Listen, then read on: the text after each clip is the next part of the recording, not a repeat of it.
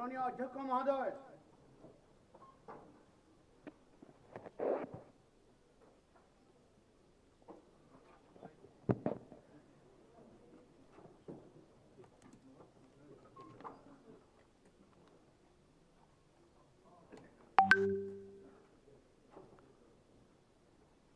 মৃত্যু প্ৰসঙ্গ আছে।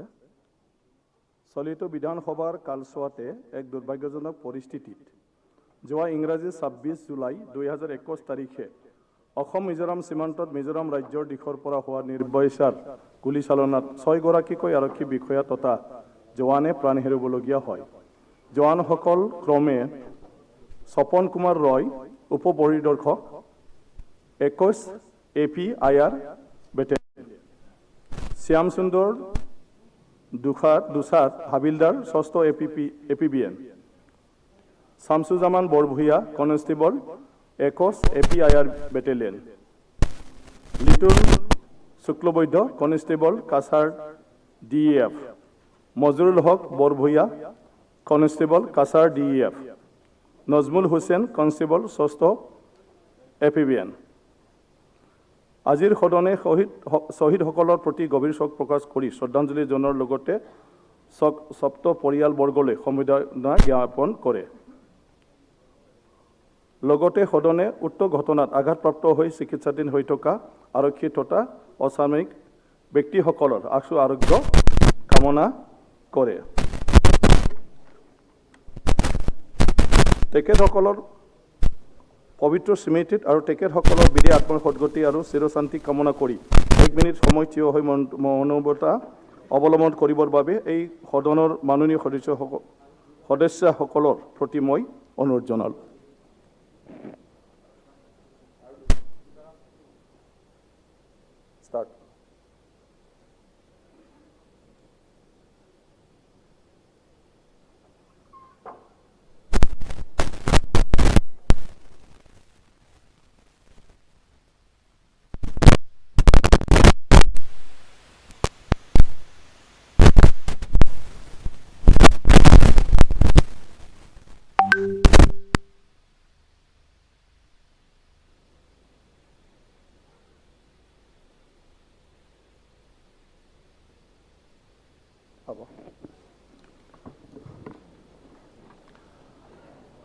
আৰু চলিত বিধানসভাৰ কালচোৱাতে ৰাজ্যখনে দুগৰাকীকৈ বৰেণ্য ব্যক্তি ক্ৰমে অনিমা গুহ আৰু নিৰু হাজৰিকা ডাঙৰীয়ানীকো হেৰুৱালোঁ।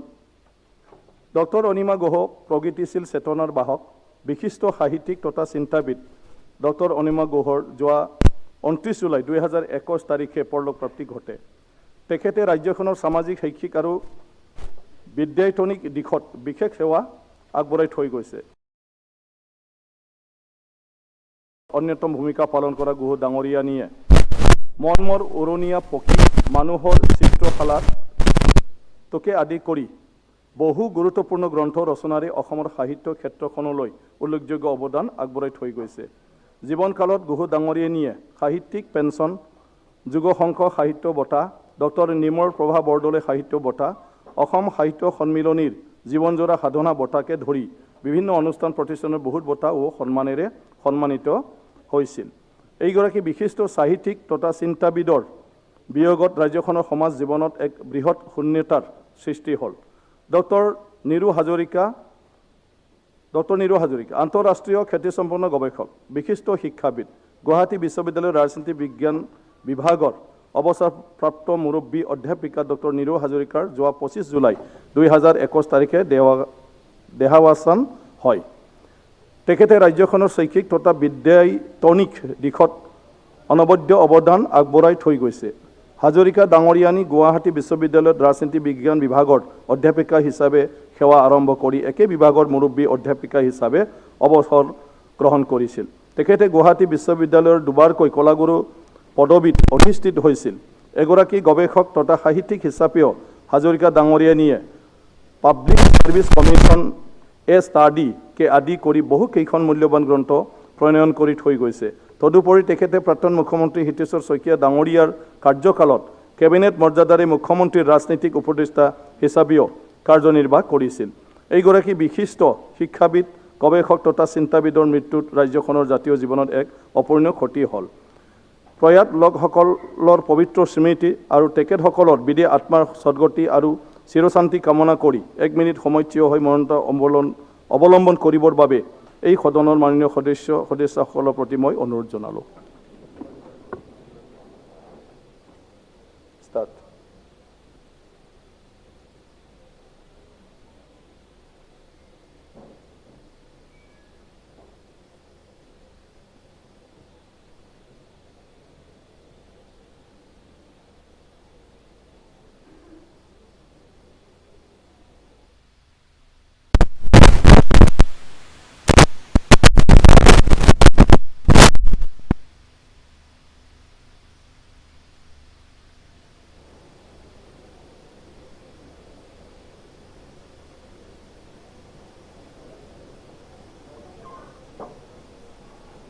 হ'ব।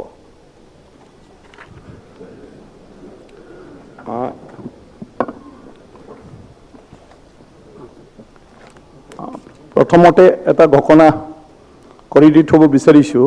আজি আমাৰ অসমৰ সন্তান লাভলীনা বৰগোহাঁই আমাৰ টকিঅ' অলিম্পিকত ছেমি ফাইনেল খেলিব। গতিকে তেওঁৰ সেই খেলৰ সময়ত আমি এটা সাক্ষী হিচাপে আজি থকাৰ বাবে আৰু আমাৰ সম্পূৰ্ণ তেওঁৰ লগত যাতে আমাৰ গোটেই তন মন অন্তৰ তেওঁৰ খেলাৰ সময়ত থাকে, তাৰ কাৰণে আমি সেইটো সময়ত মানে অকণমান সদনটো আমি স্থগিত ৰাখিম, মানে আধা ঘণ্টাৰ কাৰণে। সেইটো মই জনাই থৈ দিলোঁ। এতিয়া আছে আমাৰ প্ৰশ্ন নম্বৰ 141। অধ্যক্ষ মহোদয় মন কৰিব, আমাৰ এইটো দেখুৱাব নালাগে, এইটো দেখুৱাব নালাগে। ঘৰৰ ওপৰত যিটো কৰ লগাব খুজিছে, গাঁৱৰ ঘৰ, দোকান, ব্যৱসায় প্ৰতিষ্ঠান, তাৰ ওপৰত মই নহয় তেতিয়া আপুনি সেইটো ক'ব নালাগে। কুৱেশ্যন নম্বৰ 141 একো নকওঁ, আপুনি মাননীয় অধ্যক্ষ মহোদয়, উত্তৰ সদনৰ বজিয়াত ৰখা হৈছে। ঠিক আছে স্যাৰ, আমাৰ কৃষিমন্ত্ৰী যি প্ৰস্তাব এটা তেনেকুৱা ষ্টিকাৰ দেখুৱাব নালাগে। এইটোতো চবে জানা বুজা এটা সদন হয়, সন্মানে সদন। ইয়াত প্ৰতিবাদ নচলে, প্ৰতিবাদ বাহিৰত চলিব, ক'ৰবাত চলিব। আপুনি এজন চাওক, আপুনি এজন প্ৰতিনিধি কৰা ব্যক্তি, ইয়াত প্ৰতিনিধিত্ব দি আছে। আপুনি যদি তেনেকুৱা দেখুৱাই, মই আগৰ পৰাই কৈ আছোঁ, বাহিৰা আৰু ভিতৰ কি সম্পৰ্ক আছে। আপোনাৰ ইয়াত কোৱাৰ সুযোগ আছে, আপুনি পিছত উপস্থাপন কৰিব এই কথাবিলাক। নহয় চাওক, যিকোনো কথা যিকোনো সময়ত কৈ থাকিব নালাগে। উকিল গগৈ ডাঙৰীয়া, নহয় এইকাৰণে সময়, এতিয়া কুৱেশ্যন, আপুনি কুৱেশ্যনটো হ'বলৈ দিয়ক। অধ্যক্ষ মহোদয়, মই উত্তৰ সদনৰ মজিয়াত ৰাখিছোঁ। অধ্যক্ষ মহোদয়, আমাৰ কৃষিমন্ত্ৰীৰ যি উত্তৰ, এই উত্তৰত মই সন্তুষ্ট হোৱা নাই। কাৰণ আমাৰ কৃষি বিভাগটো এতিয়া প্ৰায় বিপৰ্যস্ত হৈছে। হাজাৰ হাজাৰ বিঘা মাটিত পতান ওলাইছে, কৃষিত নকল সাৰ ব্যৱহাৰ হৈ আছে। এনেকুৱা এটা বিপৰ্যস্ত অৱস্থাত স্বাভাৱিকতে মোৰ প্ৰথম ছাপ্লিমেণ্টাৰীটো মই উল্লেখ কৰিব বিচাৰিছোঁ, সুধিব বিচাৰিছোঁ মন্ত্ৰী মহোদয়ক যে আমাৰ ৰাজ্যখনত সদ্যহতে যোৱাটো ফচল সময়ত কিমান বিঘা মাটিত, কিমান হেক্টৰ বিঘা মাটিত নকল বীজ ব্যৱহাৰ কৰাৰ ফলত পতান সৃষ্টি হৈছে।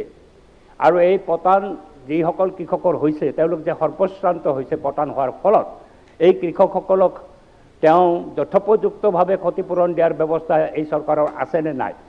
মই জনাত এই খেতিয়কসকলে কোনো ক্ষতিপূৰণ পোৱা নাই। বাৰে বাৰে তেওঁলোকৰ বিষয়াসকলে খেতিপথাৰ পৰিদৰ্শন কৰে, কিন্তু কোনো আশ্বাসন নিদিয়ে আৰু ক্ষতিপূৰণ দিয়াৰ কোনো ব্যৱস্থাও কৰা নাই। এনেধৰণৰ ব্যৱস্থা আছে নেকি? আৰু কিমান হেক্টৰ মাটি পতান হৈছে, এই উত্তৰটো মন্ত্ৰী মহোদয়। মাননীয় অধ্যক্ষ মহোদয়, অসম এখন কৃষিপ্ৰধান ৰাজ্য আৰু ইয়াৰ গৰিষ্ঠ সংখ্যক ৰাইজে কৃষক। মাননীয় অধ্যক্ষ মহোদয়, যোৱা 5টা বছৰত কৃষি ক্ষেত্ৰখনলৈ এক যুগান্তকাৰী পৰিৱৰ্তন আনিবৰ কাৰণে আমাৰ চৰকাৰে অহোপুৰুষাৰ্থ চেষ্টা কৰিছে।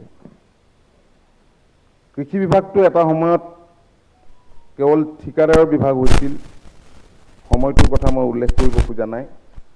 আজি অসমৰ কৃষকসকলে পোনপটীয়াকৈ উত্তৰটো দি দিয়ক, নহ'লে দীঘল হ'ব তেওঁ যিখিনি কথা সুধিছে। নহয়, উত্তৰটোতো ক'ব লাগিব তেখেতে কৃষি খণ্ডটো একেবাৰে ধ্বংস হোৱাৰ কথা যিহেতু উল্লেখ কৰিছে তো কৃষি ক্ষেত্ৰখনলৈ যে আমি এটা পৰিৱৰ্তন আনিছোঁ আমাৰ চৰকাৰৰ দিনত কাৰণ কেন্দ্ৰীয় চৰকাৰৰ যিবিলাক আঁচনি আছে এই আঁচনিবিলাকৰ উপৰিও ৰাজ্য চৰকাৰে কেতবোৰ আঁচনি গ্ৰহণ কৰিছিল আপুনি জানে মাননীয় অধ্যক্ষ মহোদয় যে মুখ্যমন্ত্ৰী সমগ্ৰ গ্ৰাম্য উন্নয়ন যোজনাৰ জৰিয়তে ৰাজ্যখনৰ প্ৰতিখন ৰাজহুৱা গাঁৱৰ একোটা আত্মসহায়ক গোটলৈ একোখনকৈ ট্ৰেক্টৰ ঠিক মুখ্যমন্ত্ৰী কৃষি সা সঁজুলি যোজনাৰ জৰিয়তে কৃষকলৈ 5,000কৈ ধন এতিয়া মাননীয় সদস্যগৰাকীয়ে মনোৰঞ্জন তালুকদাৰ ডাঙৰীয়াই হাজাৰ হাজাৰ বিঘা মাটিত পতান হোৱাৰ কথা কৈছে দুই এটা তেনেকুৱা নিউজ ওলায় আৰু যেতিয়াই ওলায় তেনেকুৱা বাতৰি তেতিয়াই আমি খা খবৰ লওঁ কিন্তু খা খবৰ লৈ আমি বেছি ঠাইতে গম পাওঁ যে সেইবোৰ চৰকাৰীভাৱে যোগান ধৰা বীজ নহয় কোনোবা বীজ ভাণ্ডাৰৰ পৰা লয় কিন্তু বীজ ভাণ্ডাৰবিলাকো আমি সময়ে সময়ে ইনস্পেকশ্যন কৰোঁ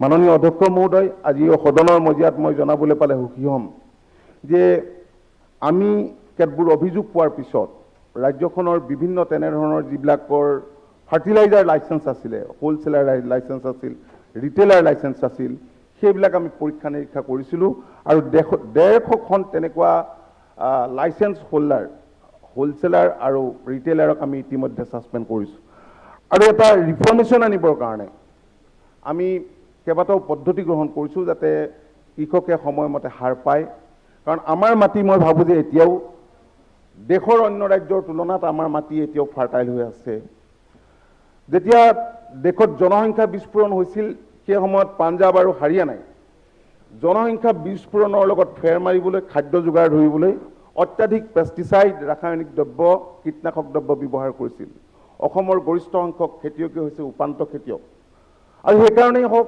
অজ্ঞতাৰ কাৰণেই হওক তেনেধৰণে ইয়াত পেষ্টিচাইড কীটনাশক দ্ৰব্য প্ৰয়োগ কৰা নাই আৰু মাটি এতিয়াও অসমৰ মাটি ফাৰ্টাইল হৈ আছে মই সকলো সন্মানীয় সদস্যৰ মই সহযোগিতা বিচাৰিছোঁ কাৰণ মাননীয় মুখ্যমন্ত্ৰী ডক্টৰ হিমন্ত বিশ্ব শৰ্মা ডাঙৰীয়াই এক যুগান্তকাৰী পৰিৱৰ্তন আনিবৰ কাৰণে কৃষি ক্ষেত্ৰখনৰ জৰিয়তে আনুষংগিক খণ্ডৰ জৰিয়তে স্বনিয়োজনৰ ব্যৱস্থা কৰিবলৈ বহুবোৰ পৰিকল্পনা কৰিছে আপোনালোকে দেখিছে আমি আমাৰ উৎপাদিত ফচল বাহিৰলৈকো আমি ৰপ্তানি কৰিছোঁ যদি মাননীয় সদস্যগৰাকীয়ে আঙুলিয়াই দিয়ে নিৰ্দিষ্টকৈ ক'ব লাগিব যে এইখন পথাৰত পতান হৈছে এইখন পথাৰত পতান হোৱাৰ কাৰণে বিভাগটো জগৰীয়া তেতিয়া তেনে যদি কিবা তথ্য আছে সদনৰ মজিয়াত বা পিছত যদি মোক ছাবমিট কৰে আমি সেইখিনি সেকেন্ড সাপ্লিমেন্টাৰি গ্ৰহণ কৰিম কৃষিমন্ত্ৰী ডাঙৰীয়াৰ উত্তৰত মই যথেষ্ট পৰিমাণে হতাশ হৈছোঁ তেওঁৰ এটা ব্যাগম বিভাগ আছে এই ব্যাগম বিভাগটোৱে নিশ্চিতভাৱে জানে তেওঁলোকৰ সঞ্চালক পৰ্যন্ত সেই খেতি পথাৰত গৈছে কিমান খেতি পথাৰত পতান হৈছে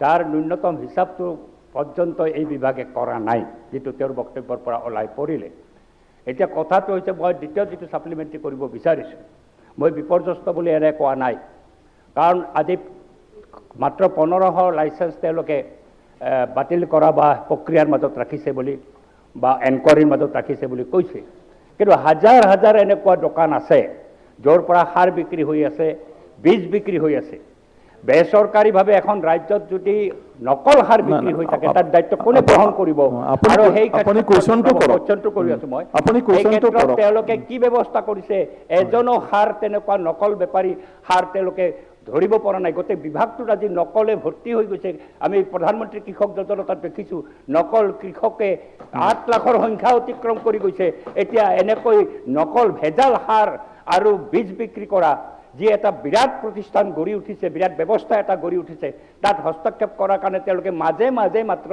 সেই দোকানত পৰিদৰ্শন কিন্তু এইটো ব্যৱস্থাৰে এই ধৰণৰ এটা ৰেকেট যিটো কৃষি ক্ষেত্ৰত চলি আছে নকলৰ কৃষক নকল প্ৰধানমন্ত্ৰী কৃষক যোজনাত আঁচনিত 8 লক্ষতকৈ বেছি নকল কৃষক এতিয়া দোকান পাহাৰ সাৰ বিক্ৰী সকলো কোৱেশ্যনটো হৈছে এই সকলক অনতিবিলম্বে ব্যৱস্থা গ্ৰহণ কৰাৰ কি ব্যৱস্থা আজি কৃষি বিভাগে গ্ৰহণ কৰিছে মাননীয় অধ্যক্ষ মহোদয় তেখেতে পতান হোৱাৰ তথ্য আমাক যদি জনায় ক'ত হৈছে আমি অনুসন্ধান কৰি ব্যৱস্থা ল'ম কাৰণ তেখেতে কৈছে কোনো তথ্য নাই মানে পতান হোৱাৰ তথ্য আমাৰ হাতত নাই আমাৰ এটা বিভাগ আছে আৰু বিভাগটোৱে সময়ে সময়ে ইয়াত এডিঅ' আছে গ্ৰাম সেৱক আছে ডিষ্ট্ৰিক্ট এগ্ৰিকালচাৰ অফিচাৰ আছে এই সকলোবিলাকে কৃষি ক্ষেত্ৰখনত চকু ৰাখে গতিকে তেনেকুৱা তথ্য আমাৰ হাতত নাই তথ্য দিলে আমি সেইখিনি কৰিম আৰু বিশেষকৈ মই আকৌ কৈছোঁ যে চাওক মাননীয় অধ্যক্ষ মহোদয়, এতিয়া ফাৰ্টিলাইজাৰৰ কথা যদি চোৱা যায়,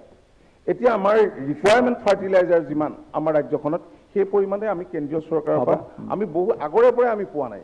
কাৰণ গাৰ্ডেনবিলাকতে আমাক 40 মেট্ৰিক টন ইউৰিয়া সাৰ আমাক প্ৰয়োজন হয়, বাকী অন্য খেতিখিনিৰ কথা আছে। গতিকে এই গোটেইখিনি ঠিক ঠাক কৰিবৰ কাৰণে আমি সুপৰিকল্পিতভাৱে আমি এইবাৰ আগবাঢ়িছোঁ পূৰ্বৰ অভিজ্ঞতাৰে। ধন্যবাদ। সন্মানীয় সকলো সদস্যৰ আন্তৰিক সহযোগিতা আমি কামনা কৰিছোঁ। মানে সংবাদ মাধ্যমত সময়ে সময়ে কথা ওলায়।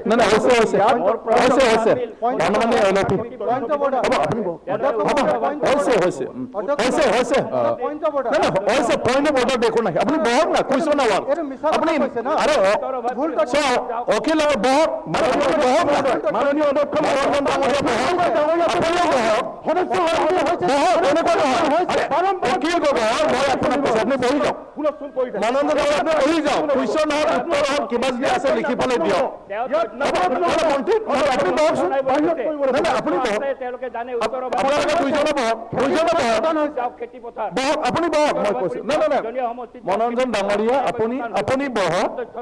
আপুনি বহক, লিখি দিলে তেওঁ স্পেচিফিক দিম বুলি কৈছে, স্পেচিফিক যদি দি দিয়ে তো অনাৰিবৰ মাননীয় অধ্যক্ষ মহোদয়, মোৰো আজি প্ৰশ্ন আছিল কিন্তু প্ৰশ্ন আহি নাপাব, তথাপিতো এই বীজ নিগমৰ প্ৰশ্নটোতে আপুনি এটা ছাপ্লিমেণ্টাৰী কৰিব দিয়াৰ বাবে সুযোগ ধন্যবাদ জনাইছোঁ। মহোদয়, কৃষি বিভাগক লৈ প্ৰতি বিধানসভা অধিৱেশন আৰু এই অধিৱেশনৰ আগৰ দিনকেইটাতো আমি প্ৰশ্ন সুধিছোঁ, কিন্তু আমাৰ যিকেইটা হৈছে যে কৃষি বিভাগৰ ডাইৰেক্টৰ যিজন তেখেত টেকনিকেলি কোৱালিফাইড নহয়, এই কথাটো কেইবাবাৰো কৈ থকা হৈছে আৰু বিভাগত বহুত পোষ্ট খালী আছে। মই নিজে সুধিছিলোঁ, এইখিনি নথকাৰ বাবে বহুত দুৰ্নীতি হৈছে। প্ৰধানমন্ত্ৰী পৰম্পৰাগত কৃষি বিকাশ যোজনাত 34 কোটি টকা দিছিল, অসমত মাত্ৰ 25% হ'ল আৰু ইয়াৰ 3 বছৰৰ কাৰণে দিছিল। আৰু যদি এতিয়া আমাৰ সাৰৰ নাটনি কৈছে, সাৰৰ কম হ'ব লগা হ'লে ভাৰ্মি কম্পষ্ট বা অন্যান্য, সেই গতিকে পৰম্পৰাগত কৃষিৰ কথা কোৱা হৈছিল। এই ক্ষেত্ৰত যেনেকৈ এটা দুৰ্নীতিৰ অভিযোগ আহি আছে, ঠিক তেনেকৈ কেন্দ্ৰীয় মন্ত্ৰী আমাৰ অসমৰ মাননীয় কৃষিমন্ত্ৰীও ক'লে যে 8,35,000 ভুৱা কৃষক আছে। এতিয়া তেখেতসকলক 544 কোটি টকা যে দিয়া হ'ল, আমিও এই বিষয়ত CBI তদন্ত বিচাৰিছিলোঁ। মই নিজে পত্ৰ লিখিছিলোঁ, তেতিয়া CBI ক'লে ৰাজ্য চৰকাৰ ক'ব লাগিব যে CBI তদন্ত হ'বলৈ, কেন্দ্ৰই হস্তক্ষেপ নকৰে, যদিও প্ৰধানমন্ত্ৰীৰ নাম আছে তাত, প্ৰধানমন্ত্ৰী কৃষক সন্মান যোজনা। সেই গতিকে মই মাননীয় মন্ত্ৰী মহোদয়ৰ পৰা জানিব বিচাৰিছোঁ এই দুৰ্নীতি মন্ত্ৰী মহোদয় আপুনি এটেনশ্যন দিয়ক কোৱেশ্যনক। দিব লাগে আৰু CBI তদন্ত আটাইতকৈ জৰুৰী হৈছে। এইকাৰণে আমাক আৰু কৈ থকা হৈছে, এই বিধানসভাৰ অধিৱেশনত ক'লে মাত্ৰ 2টা এজেঞ্চিয়ে পেডি প্ৰকিউৰ কৰে। ইয়াৰ আগৰ উত্তৰত মোক দিছিলে 6টা, আজিও মোৰ আহিছে 6টা এজেঞ্চি। কিন্তু হ'লেও অতি হতাশাজনক, পশ্চিমবংগত যোৱা 10 বছৰত 174 লাখ মেট্ৰিক টন প্ৰকিউৰমেণ্ট হৈছে, অসমত 10 বছৰত হৈছে 1,11,000। এইবাৰ মাত্ৰ 16,000 টন মানহে হৈছে। সেই গতিকে আমাৰ ইয়াতে বাহিৰৰ পৰা চাউল আহে, চবেই কৈ থাকে চোৰাং চাউল ধৰে, কিবা চাউল ধৰে। আমাৰ নিজৰ মানুহে আমি যিখিনি বিকিব পাৰোঁ আমাৰ, সেইখিনিকে আকৌ চৰকাৰে সুলভ মূল্যত নিদিয়ে কিয়? এই বিষয়ত কি আঁচনি ল'ব মই মন্ত্ৰী মহোদয়ৰ পৰা জানিব বিচাৰিছোঁ আৰু CBI তদন্ত বিচাৰিছোঁ। মাননীয় অধ্যক্ষ মহোদয়, এই কথা সদনৰ মজিয়াত মই আগতেও কৈছোঁ, PM কিষাণ সম্পৰ্কীয় এই বিষয়ত মই বক্তব্য ৰাখিছোঁ।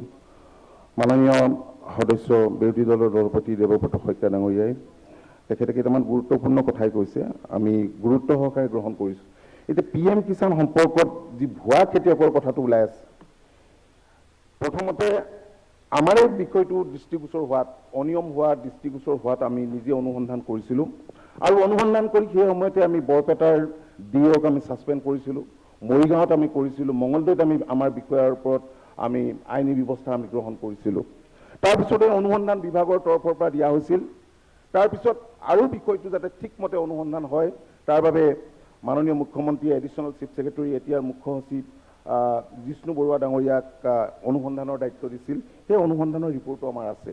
কিন্তু কথা হ'ল যে আমি গাইডলাইন মতে দেখিছোঁ যে গাইডলাইন মতে পৰা নাই। এতিয়া কেন্দ্ৰীয় চৰকাৰ যিখন গাইডলাইন PM কিষাণৰ ক্ষেত্ৰত, ঝাৰখণ্ড, মণিপুৰ এনেধৰণৰ কেইখনমান ষ্টেটৰ ক্ষেত্ৰত ৰিলেক্সেশ্যন দিছে। এতিয়া ভুৱা অভিযোগৰ তালিকাত সেইসকল খেতিয়কৰ নাম সোমাইছে যাৰ নিজৰ মাটি নাই, অথচ তেওঁৰ ককাকৰ নামত মাটি আছে, নিজৰ দেউতাকৰ নামত মাটি আছে, কিন্তু প্ৰকৃততে খেতিয়ক হয়।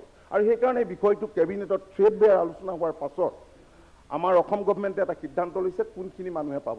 আৰু কেন্দ্ৰীয় চৰকাৰৰ মাননীয় মন্ত্ৰীগৰাকীক আমি যেতিয়া দিল্লীত গৈ লগ ধৰিছিলোঁ তেখেতে ক'লে যে চৰকাৰে যদি কয় এইসকল খেতিয়ক হয় তেতিয়াহ'লে আমি নিশ্চিতভাৱে CBI ইনকুৱাৰী কেতিয়া হ'ব? CBI ইনকুৱাৰী নাই, CBI ইনকুৱাৰী লাগে। দুৰ্নীতি হৈ আছে ৰিপ্লাই দি আছে, অনাৰেবল মিনিষ্টাৰে ৰিপ্লাই দি আছে। আৰু আপোনালোকে কাৰ্ডটো দেখুৱাব নালাগে, এই কাৰ্ডটো দেখুৱাব নালাগে, কাৰ্ডটো দেখুৱাব নালাগে। অনাৰেবল মিনিষ্টাৰে ৰিপ্লাই দি আছে, আপোনালোকে শুনক। না না, আপোনালোকে আপোনাৰ ৰিপ্লাইৰ আগত কেনেকৈ এইবিলাক আনিলে? আপোনালোকে বহক, চবে বহকচোন, চবে বহকচোন, সকলোৱে বহকচোন। এইটো দেখুৱাব নালাগে, এইটো কুৱেশ্যন আৱাৰ হয়, এইটো কুৱেশ্যন আৱাৰ হয়, এইটো কুৱেশ্যন আৱাৰ হয়। অলৰেডি ৰিপ্লাই দিলে, প্ৰশ্ন কৰিলে, এইটো কুৱেশ্যন আৱাৰ হয়। হ'ব, বহক, হৈছে আপোনালোকৰ কোৱাখিনি হৈছে। আৰু ছাপ্লিমেণ্টাৰী কুৱেশ্যন আছে, বহক বহক, নাই বহক, নাই কুৱেশ্যন। ইয়াতে মন্ত্ৰীজনে ডিচিশ্যন দিব নোৱাৰে নহয়, তেওঁ উত্তৰটো দি দিলে, সেইটো বেলেগ পাৰ্ট। তেখেতে উত্তৰটো দি দিলে, কুৱেশ্যন আৱাৰৰ ভিতৰত হ'ব নোৱাৰে। বহক, বহকচোন, সকলোৱে বহকচোন, বহকচোন, বহক, বহক, বহক, বহক, পনাখন বহক, বহক, বহক, বহকচোন, বহক, নাই বহা, বহা, নাই শুনা, পনাখন বহাচোন, মই কৈ আছো, বহা, নাই বহা, মই কৈ আছো, বহকচোন, বহকচোন। মিনিষ্টাৰ কুৱেশ্যন আৱাৰ কোনেও ক'ব নোৱাৰে। নাই আপুনি বহক, বহক, বহক, বহক, মই কৈ আছো, বহক, বহক, সন্মানীয়, হ'ব, কমলক্ষ, হ'ব, হ'ব, অলপ বহক, মই কৈ আছো, মই কৈ আছো, চোৱা, সেইটো এটা কুৱেশ্যন আৱাৰ। আৰু আমাৰ বিধানসভাৰ চবে মনে মনে থাককচোন, আৰু চবে মনে মনে থাকক, চবে আমাক লাইফত চাই আছে, গতিকে চব কথাটোৱে গুৰুত্বপূৰ্ণ। আৰু বিধানসভাত অখিল বহক না, বেলেগৰ কথা কিয় শুনে? মোক শুনকচোন, মোৰ কথাটো শুনকচোন, মই স্পীকাৰ কৈ আছো, স্পীকাৰটো শুনক, বেলেগৰ কথা কিয় শুনি থাকে? বিধায়ক কাজিয়া কৰি ইমান ভাল পাই কেলে? চোৱা, বহক, নাই সকলো বহকচোন। এতিয়া স্পীকাৰৰ কথাও যদি নুশুনে, মই দেখোন মানে ৰেফাৰীৰ কথা নুশুনিলেতো মাৰি চবে ফাউল খেলিব। অখিল গগৈ, বহক, বহক, এতিয়া শুনক, এতিয়া চবে শুনক, চবে শুনক। কুৱেশ্যন, অখিল গগৈ, এইটো কাজিয়া কৰাৰ জাগা নহয়। আৰু সকলো সন্মানীয় সদস্যকে মই কৈছো, মই ভাবোঁ আপোনালোকৰ গোটেই মন, স্বভাৱ, চৰিত্ৰ খুবেই ভাল, তাৰ কাৰণে ভোট দি ৰাইজে ইয়াত পঠাইছে। যদি ইয়াত কাজিয়া কৰে, মাৰি কৰিব খোজে, তেতিয়াহ'লে ৰাইজৰ আশা কেনেকৈ পূৰণ হ'ব? তো আজি গুৰুত্বপূৰ্ণ বিষয়ত এগ্ৰিকালচাৰৰ ওপৰত এটা কুৱেশ্যন চলি আছে। তো কুৱেশ্যন কৰিছে আমাৰ সন্মানীয় সদস্য মন্ত্ৰী ডাঙৰীয়া, তেখেত উত্তৰো দি আছে। আমাৰ অনাৰেবল LOP ডাঙৰীয়াই এটা বিষয়ৰ ওপৰত মন্ত্ৰী ডাঙৰীয়াৰ পৰা উত্তৰ বিচাৰিছে। মন্ত্ৰী ডাঙৰীয়াও তেখেতৰ তৰফৰ পৰা উত্তৰটো দিছে। আমাৰ যিটো বিধানসভাৰ কাৰ্যপ্ৰণালী আছে আৰু ইয়াৰ যিবিলাক নিয়ম আছে, সেই নিয়মাৱলীৰ ক্ষেত্ৰত প্ৰশ্ন চবে কৰিব পাৰিব আৰু উত্তৰ দেউতাজনক উত্তৰ দিব পাৰিব, কিন্তু প্ৰশ্নকালীন সময়ত কোনো তেনেকুৱা ধৰণৰ মানে আপোনাৰ উত্তৰৰ ওপৰত তেনেকুৱা মানি লোৱা নলোৱাৰ কথা নাথাকে। গতিকে CBI ইনকুৱাৰীৰ কথা কৈছিলে কুৱেশ্যনাৰে, তেখেতে অন্য এটা ইনকুৱাৰীৰ কথাটো আজি ক'লে। তো ছেটিছফাইড নহয়, সেইটো আপোনালোকৰ কথা, কিন্তু উত্তৰটো দিলে সেইটোৱেই উত্তৰ। মানে ইয়াত আমাৰ কাৰেক্ট এনচাৰ দিব লাগে বুলি কোনো কথা নাই, প্ৰশ্ন আৰু উত্তৰ। দিব নালাগে বুলি শুনক, মই এই কাৰেক্ট এনচাৰটো বেলেগ ধৰণৰ লৈ ল'লে। আপোনালোকে চবতে খালি দগ ধৰাত অৱস্থাত, সলিউশ্যন ওলাওকচোন, সলিউশ্যনটো উলিয়াব লাগে। মই কাৰেক্ট এনচাৰটো মই কি, আপুনি যিটো সুধিছে এই শুদ্ধাৰ একদমবাৰে পংকনাপংকুক উত্তৰ যে বিধানসভাত দিব মানে পাৰে বা দিব পাৰিব লাগে বুলি কোনো কথা নাই, সেইটো কৈছোঁ মই। গতিকে CBIৰ কথা কৈছে, CBIৰ এটা ইয়াত থিয় হৈ ফালে উইদিন দি মিনিট ছেকেণ্ড কোনো এটা বিভাগে সিদ্ধান্ত ল'ব নোৱাৰে। গতিকে আপোনালোকে ডিমাণ্ডটো দিলে, সুধিলে, তেখেতে এটা ইনকুইৰিৰ কথা ক'লে, ইয়াৰ পিছত বাকী ব্যৱস্থাটো বিধানসভাৰ পিছতো ল'ব পাৰে, অন্য দিনাও সেই বিষয়টো আলোচনাত সেইটো বিষয় আনিব পাৰে। কিন্তু মই কৈছোঁ কি এই কুৱেশ্যনৰ উত্তৰটো লৈয়ে আমি আজিৰ যিটো বিধানসভাৰ কুৱেশ্যন আৱাৰ সেইটো নষ্ট কৰাৰ কোনো কিবা নাথাকে। গতিকে কিছু কাগজ যিখিনি কেন্দ্ৰ চৰকাৰ আৰু CBIৰ লগত কৰস্পণ্ডেঞ্চ হৈছিল যোৱা বছৰ। মাননীয় এতিয়া অধ্যক্ষ মহোদয়, নিজামুদ্দিন হৈ গ'ল আপোনাৰ এনচাৰ। নিজামুদ্দিন নাই, তেখেতে অন্য এনকুৱাৰী কথা কৈ আছে, সেইটো ইয়াৰ পিছত ল'ব তেখেতে। নাই, তেখেতে বিবেচনা কৰিব পিছত, হ'ব। অলৰেডি মন্ত্ৰীয়ে কোৱাৰ কাৰণেতো চব দেখুৱাই দিলে। হৈছে মন্ত্ৰী ডাঙৰীয়া হৈছে। Nizamuddin supplementary question. মাননীয় অধ্যক্ষ মহোদয়, কৃষি বিভাগটো অতি গুৰুত্বপূৰ্ণ এটা বিভাগ, আৰ এই বিভাগেৰ লগত জড়িত আমাৰ অসমৰ প্ৰত্যেকখন ফেমিলিৰ, দুখীয়া ফেমিলিৰ মানুহ। অধ্যক্ষ মহোদয়, আপোনাৰ জৰিয়তে মন্ত্ৰী মহোদয় জানাব বিচাৰিছোঁ যে প্ৰত্যেকখন বছৰত চৰকাৰৰ 600 কোটি টকা খৰচ কৰি যিবিলাক বীজ দিব হয়, এই বীজবিলাক আমি দেখিছোঁ আমাৰ বৰাকৰ যিবিলাক খেতি কৃষক আছে, কৃষকবিলাকে অলৰেডি 50% খেতি কৰাৰ পিছত এই বীজবিলাক যায়। এইটো নিৰ্ধাৰিত টাইমত গ'লে ভাল আছিলে।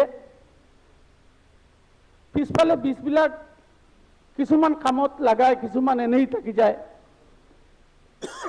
অধ্যক্ষ মহোদয়, আমি আৰু এটা কথা হ'ল, যিবিলাক সাৰ দিব হয় চৰকাৰৰ 600 কোটি টকা খৰচ কৰি, আৰু লাইচেন্স প্ৰাপ্ত যিবিলাক ডিলাৰশ্বিপ লৈছে, সিহঁতে আমি কিছুমান সাৰৰ দোকানত গৈছোঁ, নিজে ভিজিট কৰিছোঁ, কিন্তু ন্যায্যমূল্য দামৰ কোনো বোৰ্ড লগা নাই। এইবিলাকক একে কথা, কুৱেশ্যনটো কৰক আপোনাৰ তৰফৰ পৰা মন্ত্ৰী ডাঙৰীয়াই কি ধৰণৰ।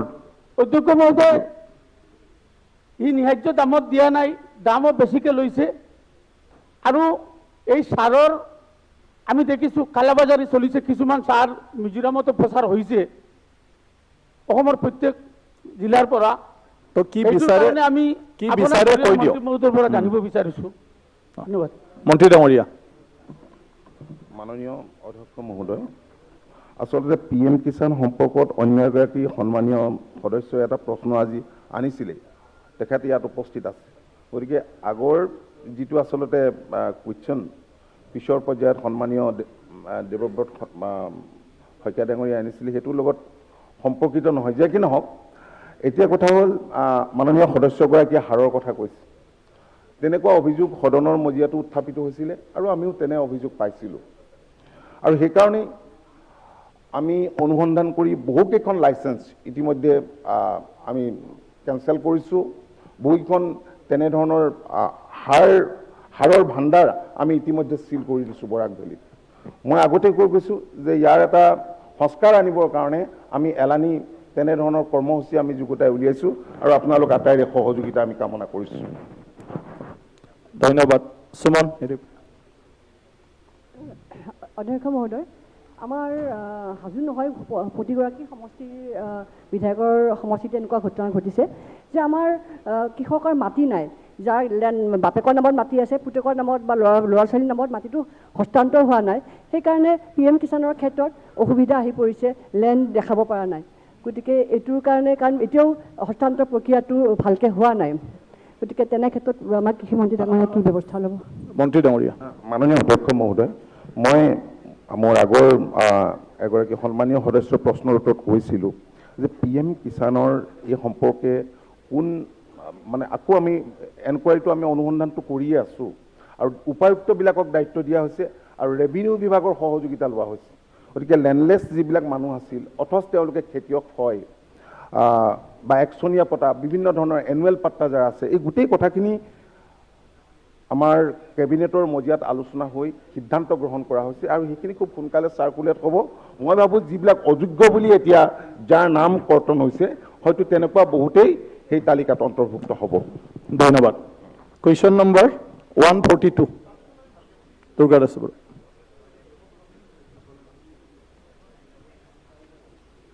মাননীয় স্পিকাৰ ছাৰ, উত্তৰ সদনত দিয়া আছে। সাপ্লিমেণ্টাৰী।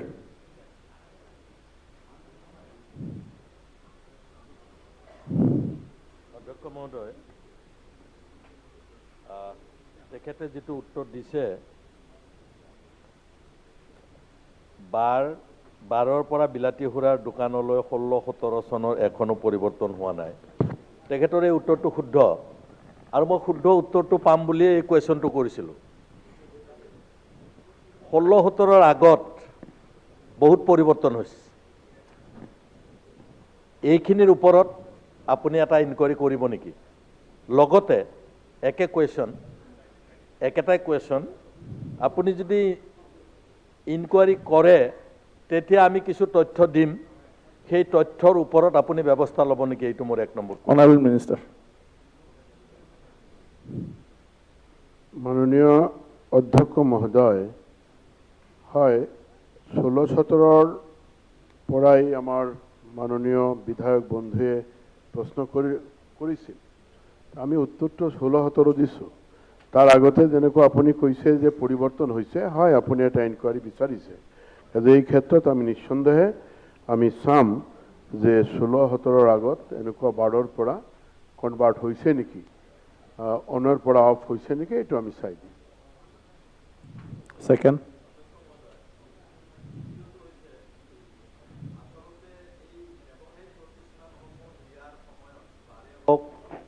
বা দোকানে হোক, এইবিলাক দিয়াৰ ৰেভিনিউ কালেকশ্যনৰ উপৰিও এটা লক্ষ্য উদ্দেশ্য আছিল যে নিবনুৱাসকলক সংস্থাপন কৰিব পাৰি নেকি। এটা উদ্দেশ্য পিছফালে আছিল। এটা সময়ত শিক্ষিত নিবনুৱাৰ কথা আছিল, তাৰপিছত নিবনুৱা সমস্যাৰ সমাধান আছিল। সময়ে সময়ে পলিচিবিলাক বদলি আছে। কিন্তু মই এটা কথা ক'ব বিচাৰিছোঁ, যিসকলক নিবনুৱা সমস্যা সমাধানৰ কাৰণে আপোনালোকে দিছিলে বা দিয়া হৈছিল পূৰ্বৰ পৰা, সেই মহান নিবনুৱাসকল এজন এজন হোলচেলাৰক বা ব্যৱসায়িক বা যিকোনো ব্যৱসায়িক এতিয়া তেওঁলোকে আত্মসমৰ্পণ কৰি গোটেই দোকানবিলাক লিজত দি দিছে। 20, 25, 35 মানে অগণন দোকান এজন এজন মানুহে লৈছে। আপোনালোকৰ উত্তৰ নিশ্চয় এইটো হ'ব যে আমি টেক্সটো পাওঁ, আমাৰ টেক্সটো আমাৰ ইনকমটো হ'লেই হ'ল, সেইটো নিশ্চয় আপোনালোকৰ উত্তৰ হ'ব। কিন্তু যিটো পিছফালে উদ্দেশ্য আছিল, লক্ষ্যৰ উদ্দেশ্য আছিল, আপোনালোকে যদি এনে ধৰণৰ নিজে ব্যৱসায় কৰিম বুলি লৈ আকৌ কাৰোবাক লিজত দিয়ে, তেনেকুৱা ধৰণৰ তথ্য যদি পায় আপোনালোকে মই ব্যৱস্থা লোৱা উচিত বুলি ভাবোঁ। আৰু গুৱাহাটীত 80 to 90% দোকান তেনেকুৱাকৈ অলৰেডি বেলেগক দি দিছে, ডেকা ল'ৰাবিলাকে যিবিলাকক ব্যৱসায় কৰিব দিয়া আছিল। গতিকে এই অনিয়মীয়া যদি হয়, এইটো ইয়াৰ ওপৰত ব্যৱস্থা লওক। আৰু বিশেষকৈ মই আকৌ কৈছোঁ, এটাই কুৱেশ্যন যদি স্পেচিফিক তাতে আমি উল্লেখ কৰোঁ, স্পেচিফিক উল্লেখ কৰিলে এইটো ব্যৱস্থা গ্ৰহণ কৰিব লাগে। লগতে ডিষ্ট্ৰিক্ট ট্ৰেন্সফাৰ হয়। আপোনালোকে গুৱাহাটীত দোকান দিয়া নাই, কিন্তু আপোনালোকৰ চকুৰ আগতে যিকোনো ডিষ্ট্ৰিক্টৰ পৰা গুৱাহাটীলৈ ট্ৰেন্সফাৰ হৈছে, গাঁৱৰ পৰা আহি মঙলদৈ টাউনত ট্ৰেন্সফাৰ হৈছে বা শোণিতপুৰ টাউন, তেজপুৰ টাউনত ট্ৰেন্সফাৰ হৈছে, এনেকুৱা ধৰণৰ কথাবিলাক যদি চলি আছে, তেতিয়াহ'লে মই ভাবোঁ আপোনালোকে এটা পলিচি কৰা উচিত, যিটো পলিচিত নেকি আপোনালোকে চলিব পাৰে। গতিকে এই দুটা উত্তৰ মন্ত্ৰী ডাঙৰীয়া। মাননীয় অধ্যক্ষ মহোদয়, আমাৰ প্ৰশ্নকৰ্তা ডাঙৰীয়াৰ প্ৰশ্নটো অলপ দীঘল আছে, তথাপি মই কৈ আছোঁ যে লিজৰ কথাটো আমাৰ টাইমত 16-17ৰ ভিতৰত লিজ অফিচিয়েলি দিয়া নাই, কিন্তু কেতিয়াবা পাৰ্টনাৰশ্বিপৰ এটা পাৰ্চেণ্টেজ দি কোনো ঠাইত হয়তো অৰ্থনৈতিকভাৱে কৰিব নোৱাৰে, এটা মিনিমাম পাৰ্চেণ্টেজ হয়তো দি মানে হি কৰিছে মানে পাৰমিশন চেক কৰিছে আৰু ভিতৰে ভিতৰে যদি কোনো ঠাই যে কোনো মানুহে এটা আন্ডাৰস্ট্যান্ডিং কৰে যে তুমি চলাবা এইটো ভিতৰে ভিতৰে হ'ব পাৰে আমিতো নাজানো কিন্তু এই মালিকজন তো সন্মুখতে থাকে কথাটো এনেকুৱা হ'ব পাৰে তো এইটো আমি নিঃসন্দেহে আমি আপুনি যেহেতু এই প্ৰশ্নটো উত্থাপন কৰিছে আমি ভালকৈ চাম আৰু এটা কথা আপুনি কৈছে যে হয় ডিস্ট্ৰিক্ট ট্ৰান্সফাৰ হৈ কিছুমান দোকান ইয়াতে আহিছিল বাট আমি প্ৰায় 2 বছৰ হ'ব যে আমি এনেকুৱা এটা ৰুলছ ফ্ৰেম কৰিছোঁ যে বিশেষ কোনো কাৰণৰ বাহিৰত আৰু সাধাৰণতে আমি দিয়াও নাই বেছি যে নিজৰ ডিস্ট্ৰিক্টেৰ ভিতৰতে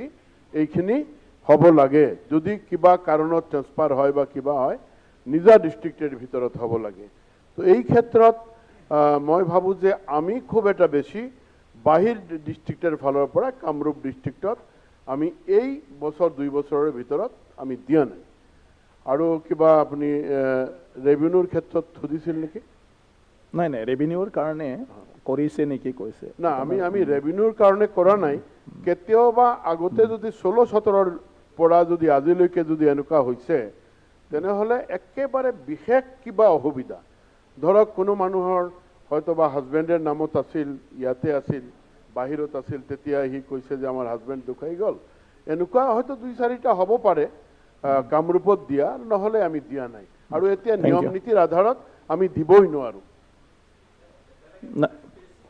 হৈছে কৰিব নেকি নিশ্চয় কৰিব স্পেচিফিক কোনো ঠাইত যদি আপোনাৰ কিবা কমপ্লেইন থাকে আপুনি নিশ্চয় দিব আমি ব্যৱস্থা ল'ম ধন্যবাদ ৰখিবল হোসেন মাননীয় অধ্যক্ষ মহোদয় এই সুৰাৰ বিলাতী সুৰাৰ দোকানবিলাক ৰাতিপুৱা খোলাৰ আৰু গধূলি বন্ধ কৰাৰ সময় কিবা পৰিৱৰ্তন হৈছে নেকি আৰু যদি হৈছে আগতে কিমান আছিল আৰু এতিয়া কিমান মন্ত্ৰী মহোদয় মাননীয় অধ্যক্ষ মহোদয় অলপতে এই জাস্ট অলপতে অলপ পৰিৱৰ্তন হৈছে পৰিৱৰ্তন হোৱাৰ মূল কাৰণ হ'ল যে এই যে আমাৰ লকডাউন আৰু হেৰি যে আপোনাৰ আমাৰ যেটো এটা পিৰিয়ড খোলা থাকে যে আমি দেখিলোঁ যে 4টালৈকে খোলা আছে তাৰ পাছতে বন্ধ হৈ যায় তো তেতিয়া মানে কনজিউমাৰসকলে বহুত মানে হেৰি কৰে আৰু দোকান বাকী দোকানবিলাকো ৰাতিপুৱাৰ পৰা আৰম্ভ হয় এই কাৰণে আমি 9টাৰ পৰা এতিয়া এই 4টালৈকে দিয়া আছে আৰু বাকী আমাৰ যি আগৰ যেটো নিয়ম নীতিৰ আধাৰত আছিল এনেকুৱাই আছে আৰু বাকীটো ধৰক যেতিয়া কোভিড-19 SOP-টো উঠি যাব তেতিয়া আকৌ আগৰ ঠাইত আমি লৈ আহিম আমিনুল 10টাৰ পৰা হ'ব নাই খোৱাটো দিগদাৰ হোৱা নাই মানুহবিলাক মাননীয় অধ্যক্ষ মহোদয় আমি দেখিছোঁ যে আমাৰ যি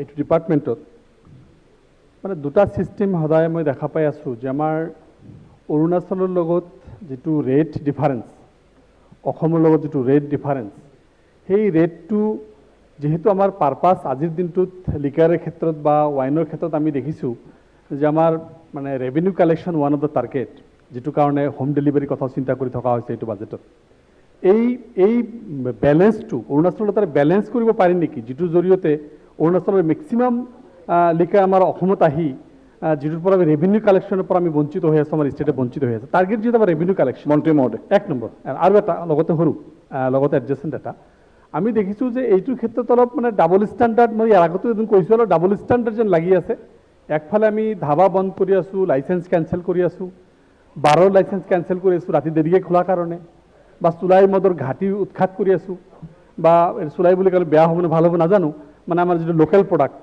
সেইটো উৎখাত কৰি আছোঁ তো আল্টিমেটলি যদি সেইটোৰ ওপৰতো আমি ৰেভিনিউ বঢ়াব পাৰোঁ আৰু এইটো কিহৰ কাৰণে কৰা হৈছে দুটা চিষ্টেম এটা চুলাৰ ক্ষেত্ৰত আমি দেখিছোঁ দুটা চিষ্টেম এটা আমাৰ হাঁচ বা সেনেকুৱা যিবিলাক আপং হয় বা যিবিলাক হয় সেইবিলাক চলিব দিয়া হৈছে আৰু কিছুমান আছে যিবিলাক বন্ধ কৰি থকা হৈছে আমি এইটো খবৰ ল'লোঁ যেটো ইউৰিয়া বা কিবা কিবি বেছি মিলাই থকা হয় মানুহৰ লাইফ এক্সপেক্টেন্সিটো কমি যায় ইয়াৰ কাৰণে কিবা ব্যৱস্থা কৰিব পাৰে নেকি মন্ত্ৰী মহোদয় জনাব মন্ত্ৰী মহোদয় মাননীয় অধ্যক্ষ মহোদয় এটা কঠিন প্ৰশ্ন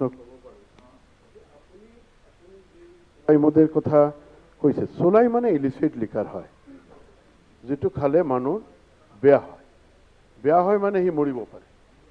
এই ক্ষেত্ৰত আপুনি যিটো কৈছে যে লোকেল হয়, লোকেল আজিৰ দিনত আমাৰ ডিপাৰ্টমেণ্টে যিটো ধৰে এইটো ইলিচিট লিকাৰ হয়, চুলাই হয়। চুলাইটো এই যে আপুনি কৈছে যে কিবা কিবি দি বনাই থাকে ইউৰিয়া চিউৰিয়া দি, সেইকাৰণে আমাৰ ধৰিবলগীয়া হয় মানুহক ৰক্ষা কৰাৰ কাৰণে। আৰু আপুনি হাঁচৰ কথা কৈছে, হাঁচ কথাটো এনেকুৱা আমাৰ অসমত বিভিন্ন জনজাতীয় গোষ্ঠী আছে, তেওঁলোকৰ পৰম্পৰাগত কিছুমান পানীয় আছে। সেই পানীয়বিলাক ইমানখিনি হাৰ্মফুল নহয়। আৰু ধৰক পৰম্পৰাগতভাৱে কোনো পূজাত বা কিবা নিজা ব্যৱহাৰৰ ক্ষেত্ৰত তেওঁলোকে এইটো তেওঁলোকৰ ক্ষেত্ৰত স্বাস্থ্যসন্মত। ইয়াতো আমি আইন প্ৰণয়ন কৰিছোঁ। আজিৰ দিনত আমি আইন প্ৰণয়ন কৰি কৈছোঁ যে আপুনি বনাব পাৰে এইটো কমিউনিটি ড্ৰিংকছ হিচাপে, বাট ইয়াতে এলকহলৰ পাৰ্চেণ্টেজ যিমান লাগিব আৰু য'ত আপুনি বনাব ইয়াতো লেবৰেটৰী টেষ্টিং কৰিহে আপুনি বটলিং কৰিব পাৰিব। এই কথাটো আমি আইনৰ জৰিয়তে আনিছোঁ। চুলাই যিবিলাক আমি ধৰোঁ এইবিলাক ইলিচিট লিকাৰ হয়, এইবিলাক ধৰিব লাগে, ধৰিলে মানুহ ৰক্ষা পাব। সেইটো এটা দিশ। আৰু এটা দিশ হ'ল আপুনি যিটো অৰুণাচলৰ কথা কৈছে, হয় অৰুণাচলে তেওঁলোকৰ যিটো এক্সাইজ ৰেভিনিউ তেওঁলোকে কম কৰিছে। আৰু অৰুণাচলৰ ফালৰ পৰা যদি আমাৰ অসমত আহে তো নেচাৰেলি অৰুণাচলে যিটোই পায় ৰেভিনিউ অৰুণাচলে পাই আছে, আমিতো এক পইচা নাপাওঁ। এই ক্ষেত্ৰত আপোনালোকে দেখিছে যে আমি আমাৰ চৰকাৰ অহাৰ পাছতে আমি বহুতখিনি অৰুণাচলী চোৰা আমি জব্দ কৰিছোঁ। প্ৰতিনিয়ত জব্দ চলি আছে, ট্ৰাকে ট্ৰাকে আমি জব্দ কৰি আছোঁ। এনেকুৱা মাহ নাই যি মাহত আমি 2 গাড়ী 4 গাড়ী আমি মানে জব্দ কৰা নাই বা আমি ডেমেজ কৰা নাই। আৰু এই ক্ষেত্ৰত আপোনালোকে দেখিছে যে মই নিজে থিয় হৈ 164 ক্ৰোৰ্ছৰ আমি জব্দ কৰা মদ ডেষ্ট্ৰয় কৰিছিলোঁ ৰলাৰৰ জৰিয়তে ভাঙি ভাঙি। তো এনেকুৱা প্ৰতিদিন চলি আছে। এই ক্ষেত্ৰত আৰু এটা কথা আপুনি কৈছে যে যে এই যে হোম ডেলিভাৰীৰ কথা, হোম ডেলিভাৰীটো আমি আগতো দিয়া নাছিলোঁ, এতিয়াও দিয়াৰ যে আমাৰ খুব এটা ইচ্ছা আছে এনেকুৱা নহয়। বাট এই কোভিড-19 টাইমত আমি দেখিছোঁ যে বন্ধ যেতিয়া হৈ যায় তেতিয়া আৰু এই যে ইলিচিট লিকাৰটো হয় যে চুলাই মদটোৰ প্ৰাধান্য বাঢ়ি যায়। তো বাঢ়াৰ কাৰণে কি হয়, মানুহ খাব, মৰিব, উৎপাত হ'ব, কণ্টামিনেশ্যন হ'ব কোভিড-19। এইটো এটা দিশ। আৰু এটা দিশ সুপ্ৰিম কোৰ্টে কৈছে কোভিড-19 টাইমত যেতিয়া বন্ধ থাকিব কোনো ঠাইত তেতিয়া এই ড্ৰিংকছটো আমি হোম ডেলিভাৰী দিব লাগে এনেকুৱা কৈছে। এই ক্ষেত্ৰত সুপ্ৰিম কোৰ্টেৰ আধাৰতে আমি আমাৰ কামৰূপ ডিষ্ট্ৰিক্টত টেষ্ট হিসাবে মানে জাস্ট ট্ৰায়াল হিসাবে আমি মানে 1 মাহৰ কাৰণে লৈছোঁ যে ট্ৰায়াল কৰি চাওঁ যে সঁচাকৈ ৰাইজৰ অসুবিধা আছে না নাই। যিসকল মানুহে সুৰাপান কৰে তেতিয়া কিমানখিনি তেওঁলোকে ডিমাণ্ড হয়, কিমানখিনি অনলাইনৰ জৰিয়তে তেওঁলোকে অৰ্ডাৰ দিয়ে, গোটেইখিনি চালিজাৰি চোৱাৰ কাৰণে 1 মাহৰ কাৰণে আমি এটা ট্ৰায়াল বেচিছত লৈছোঁ। ধন্যবাদ। Thank U. কমলক্ষ মাননীয় অধ্যক্ষ মহোদয়, দুৰ্গাদাই যিটো প্ৰশ্ন কৰিলে ইতিমধ্যে মন্ত্ৰী মহোদয়ৰ পৰা যিটো জানিব পাৰিলোঁ যে 16ৰ পাছত 15ৰ পৰা অফ হোৱা নাই, 16ৰ পাছত হয় সঁচাই। কিন্তু কথাটো হৈছে অধ্যক্ষ মহোদয় যে আপোনালোকৰ নিয়মত আছে নেকি 15ৰ পৰা অফ কৰিবলৈ নিয়মত বা ৰুলছত আছে নেকি? যদি থাকে তেনেহ'লে কৰিব, আৰু যদি নাথাকে তেনেহ'লে যিবিলাক আধিকাৰিকে এই কাম কৰিলে বা যিবিলাকৰ নেতৃত্বত এইটো হ'ল সিহঁতৰ ওপৰত কিবা ব্যৱস্থা লোৱা হ'ব নেকি? কাৰণ এতিয়া এইটো এটা স্পেচিফিক কোনো নহয়, এইটো হাজাৰ হাজাৰ এনেকুৱা ইনষ্টেঞ্চ আছে। এইটো কাৰণে মন্ত্ৰী মহোদয়ক মই জানিব বিচাৰিছোঁ যে যদি কোনো আধিকাৰিকে এনেকুৱা কাম কৰি থাকে তে সিহঁতৰ ওপৰত ব্যৱস্থা লোৱা হ'ব নেকি, সদনত জানিবলৈ বিচাৰিছোঁ। মাননীয় অধ্যক্ষ ডাঙৰীয়া, আমাৰ চৰকাৰ হলত আহিছে আপোনালোকে জানে, মই কৈছোঁ। এতিয়া তাৰ আগতে আপোনালোকে চৰকাৰত আছিল, যেহেতু আপোনালোকে এইটো যে না মই যেহেতু আপোনালোক না ঠিক আছে, আমাৰ এইটোত আপত্তি নাই। যেহেতু আপোনালোক ইয়াতে আছিল আৰু আপোনালোকে যদি দি আছে তেনেহ'লে আপোনালোকলৈকে আমাৰ যাব লাগিব, এনকুৱাৰী কৰিব লাগিব যে সঁচাকৈ দিয়া হৈছে নে নাই। যদি হয় আমি আগতে দুৰ্গাদাক আমি কৈছোঁৱে যে যদি এনেকুৱা আছে তেনেহ'লে আমি নিঃসন্দেহে ব্যৱস্থা লওঁ। আৰু প্ৰেক্টিকেলি এনেকুৱা যদি নিয়মত থাকে তেনেহ'লে আমি অফনটো আনিলোঁ কিয়? তেনেহ'লে কনভাৰ্চন যদি হৈ থাকে তো অফন আনাৰ কোনো মানে প্ৰশ্নই নাছিল। না নাই, এনেকুৱা নাই যে আমি অনৰ পৰা অফত লৈ যাব পাৰোঁ। চোৰাৰ ওপৰত ইমান কিয় লাগে ক্লিয়াৰ? মানে ইমান এক্সপিৰিয়েঞ্চ বুলিতো মই জনা নাছিলোঁ চোৰাৰ ওপৰত। ধন্যবাদ। এতিয়া 143 কুৱেশ্যন নম্বৰ। অধ্যক্ষ মহোদয়, অধ্যক্ষ মহোদয়,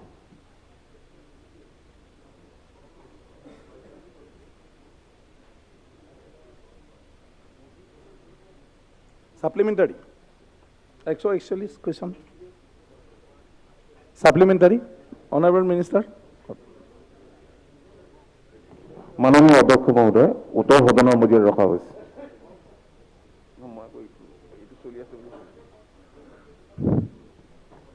মাননীয় অধ্যক্ষ মহোদয়, অভয়াপুৰী উত্তৰ সমষ্টিৰ সাত আঠটা গাঁও পঞ্চায়তত যেনে কুকিলা, চাকলা নাম্বাৰপাৰা, জপিয়া, গোলাপাৰা, কীৰ্তনপাৰা, বালাৰচৰ, চালাবিলা, ভাণ্ডাৰা আদি কৰি এনেকৈ 7-8টা জিপিত হোৱাইট ৰেগুলেশ্যন আৰম্ভ হৈছে। এই 7-8টা গাঁও পঞ্চায়তৰ পৰা স্থানীয় চাহিদা পূৰণ কৰাৰ উপৰিও প্ৰতিদিন 12,000তকৈ অধিক লিটাৰ গাখীৰ আমুল কোম্পানীক যোগান ধৰি আহিছে। কিন্তু পৰিতাপৰ বিষয়ে যে এই 7-8টা জিপিৰ মাজত এটা মাত্ৰ ভেটেনাৰী ফাৰ্ষ্ট এইড চেণ্টাৰ আছে, তাতো এজনো চিকিৎসক বা চিকিৎসা কৰ্মচাৰী নাই। গতিকে মই মাননীয় মন্ত্ৰী মহোদয়ক অনুৰোধ জনাইছোঁ যে সেই ফাৰ্ষ্ট এইড চেণ্টাৰটোত চিকিৎসা কৰ্মী অতি সোনকালে নিয়োগ কৰিব লাগে আৰু সেই প্ৰয়োজনীয়তাৰ প্ৰতি লক্ষ্য ৰাখি যিহেতুকে সেই অঞ্চলত এটা ৰেগুলেশ্যন আৰম্ভ হৈছে, গতিকে আৰু অতিৰিক্তভাৱে 2টা সাব চেণ্টাৰ আৰু এটা পশু চিকিৎসালয় স্থাপন কৰিবনে মহোদয়? মন্ত্ৰী মহোদয়। মাননীয় অধ্যক্ষ মহোদয়, আমাৰ চৰকাৰে মিল্ক, মিট আৰু এগ এইকেইটাৰ ওপৰত অত্যাধিক গুৰুত্ব আৰোপ কৰিছে আৰু 5 বছৰৰ ভিতৰত যাতে আমি সেলফ সাফিচিয়েণ্ট হ'ব পাৰোঁ, আমাক যিমান কনজামশ্যন ইয়াত লাগে আমি তাৰ কাৰণে আমি প্ৰচেষ্টা হাতত ল'ম। এতিয়া কথা হ'ল তেখেতে 2খন চিকিৎসালয়ৰ কথা কৈছে, আমি বিষয়টো আমি বিবেচনা কৰিম। সেকেন্ড সাপ্লিমেন্টাৰি।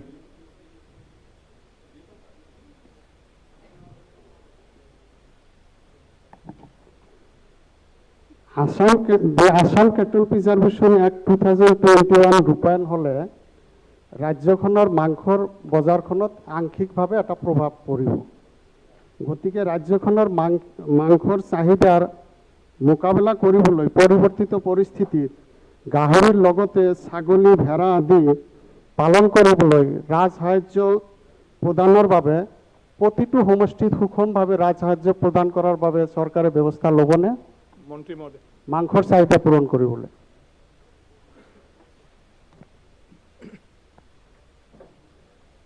বিষয়টো আমি বিবেচনা কৰিম। মই আগতেই মাননীয় অধ্যক্ষ মহোদয় সদনৰ মজিয়াত কৈ গৈছোঁ, যিকেইটা ক্ষেত্ৰত আমি সেলফ সাফিচিয়েণ্ট হ'বৰ কাৰণে আমি চেষ্টা কৰি আছোঁ, তেনেধৰণে আঁচনি প্ৰস্তুত কৰি থকা হৈছে।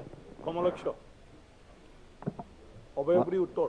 হা অভয়পুৰী উত্তৰ উত্তৰ এটা সৰুকৈ ক'ম বাৰু অধ্যক্ষ মহোদয়। কথাটো হৈছে কি এনেকুৱা যে আমাৰ প্ৰতিখন জিলাত আমাৰ গাখীৰ দুধৰ কাৰণে ডায়েৰী ফাৰ্ম আছে। আমাৰ কৰিমগঞ্জ জিলাতো দুই এখন ডায়েৰী ফাৰ্ম আছে। আচলতে অধ্যক্ষ মহোদয় আজিকালি দুধৰ চাহিদাটো বাঢ়িছে, এইটো অস্বীকাৰ কৰিব নোৱাৰি।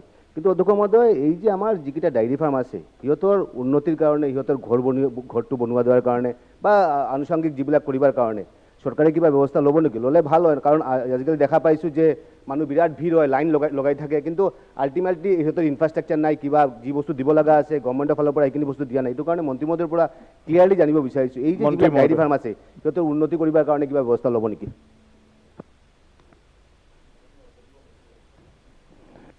পপুলেশ্যন বৰ্তমান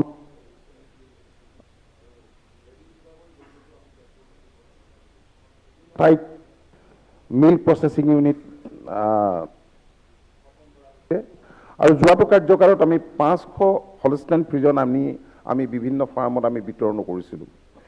তেখেতে যিটো সমস্যা আজি সদনৰ দৃষ্টিগোচৰ কৰিছে, মই নিৰ্দিষ্টকৈ মই সন্মানীয় সদস্যগৰাকীক অনুৰোধ জনাইছোঁ, এখন লিখিতভাৱে দিলে আমি সেইটো বিবেচনা কৰিম। ধন্যবাদ। আবুল কালাম। অধ্যক্ষ মহোদয়, অভয়পুৰীত কিবা চিকিৎসা মহাবিদ্যালয় স্থাপন কৰাৰ কিবা পৰিকল্পনা আছে নেকি চৰকাৰৰ, সেইটো জনাব। বা ওচৰতে যিবিলাক সমষ্টি আছে বা অসমৰ বিভিন্ন সমষ্টিত তেনেকুৱা পশু চিকিৎসা মহাবিদ্যালয় কিবা স্থাপন কৰিব নেকি? আৰু অভয়পুৰীকে ধৰি বিভিন্ন অঞ্চলৰ যিবিলাক পশুধন চোৰাংভাৱে বাংলাদেশলৈ লৈ যোৱা হৈছিল, কিছু আৰক্ষীয়ে কৰায়ত্ব কৰিছিল, কিছু BSFে কৰিছিল, সেই পশুধনখিনি বিভাগক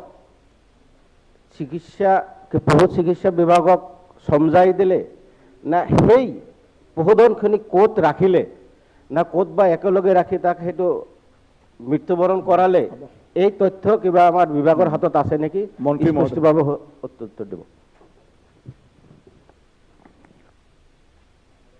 মহোদয়, সদ্যহতে এই তথ্যখিনি আমাৰ হাতত নাই, ভৱিষ্যতে এইখিনি আমি যোগান ধৰিম।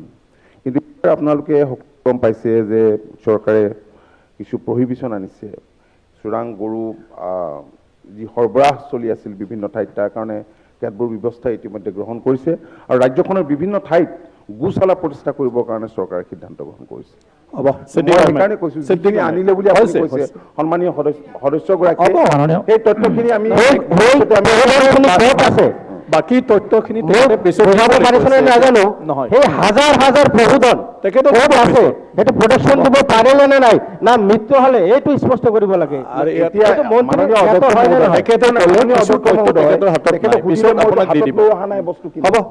গতিকে তথ্যখিনি দিম। মহোদয়, কুৱেশ্যনটো যেতিয়া অভয়াপুৰী ক'ত দাঙি ধৰি আনিব আলমাৰি? ইয়াত আলমাৰিটো দাঙি ধৰি আনিব লাগিব ইয়াতে চব যদি লাগে। অধ্যক্ষ মহোদয়, কুৱেশ্যনটো যদিও অভয়াপুৰীৰ, মই তাৰ সংলগ্ন এটা কথা ক'ব বিচাৰিছোঁ। বহু চিকিৎসা উপকেন্দ্ৰ যিবোৰ আছে আৰু বহুত তেনেকুৱা মানে হাস্পাতাল আছে, মোৰ সমষ্টিৰ এটাও পশু চিকিৎসা উপকেন্দ্ৰ গোটেইকেইটা ধ্বংস হৈছে, নষ্ট হৈ গৈছে। আৰু আমাৰ বাজাৰঘাট বুলি এটা হাস্পাতাল আছে, ইয়াৰ বিল্ডিংটো একদম কমপ্লিটলি নষ্ট হৈ গৈছে আৰু ডক্টৰো নাই, কোনো চিকিৎসাৰ ব্যৱস্থাও নাই। গতিকে আপোনাৰ জৰিয়তে মই মন্ত্ৰী অনুৰোধ কৰিছোঁ, এইখিনিৰ মানে ৰিপেয়াৰিঙৰ বা কিবা নতুন বিল্ডিং বনোৱাৰ কোনো ব্যৱস্থা কৰিব নেকি? মাননীয় অধ্যক্ষ মহোদয়, এইবাৰ আমি এখন ৰাজ্যিক চিকিৎসালয় বনোৱাৰ এটা পৰিকল্পনা কৰি আছোঁ আৰু ৰাজ্যখনৰ বিভিন্ন ঠাইত, কিছুমান ঠাইত ডিছপেঞ্চেৰী, ছাব চেণ্টাৰ এনেকুৱাবিলাক RIDF-ত আমি কৰি আছিলোঁ আৰু এইবাৰ RIDF 27ত আমি কিছুমান অন্তৰ্ভুক্ত কৰিছোঁ। মাননীয় সদস্যগৰাকীয়ে যিখন চিকিৎসালয়ৰ কথা কৈছে তাত অন্তৰ্ভুক্ত হৈছে নে নাই, যদি নাই হোৱা তেখেতে যদি এখন লিখিতভাৱে দিয়ে মই সেই কথাটো বিবেচনা কৰিম। ধন্যবাদ। Question number 144। অধ্যক্ষ ডাঙৰীয়া, উত্তৰ সদনৰ মজিয়াত দিয়া আছে। অধ্যক্ষ মহোদয়, মই মন্ত্ৰী মহোদয়ে দিয়া উত্তৰখিনি পাইছোঁ, কিন্তু এই উত্তৰখিনিত মই সন্তুষ্ট নহওঁ। যিখিনি মোৰ হাতত তথ্য আছে, মই বিধায়ক হিচাপে যিখিনি জানো, 2018 আৰু 19 বৰ্ষত গংগাধৰ নদীৰ যিখিনি মৰাগদাধৰৰ যি RIDF ফাণ্ড, নাবাৰ্ড আৰু RIDF ফাণ্ডত যিখিনি 125 কোটি টকাৰ PSC পাৰ্কুপাইনৰ কাম হোৱাৰ কথা ইয়াত দেখুৱাইছে। আচলতে আপোনালোকে যদি ফিজিকেলি সেইখিনি ঠাইত পৰিদৰ্শন কৰে, তাতে হয়তোবা এটা পাৰ্কুপাইন আপোনালোকে এই মুহূৰ্তত নাপাব।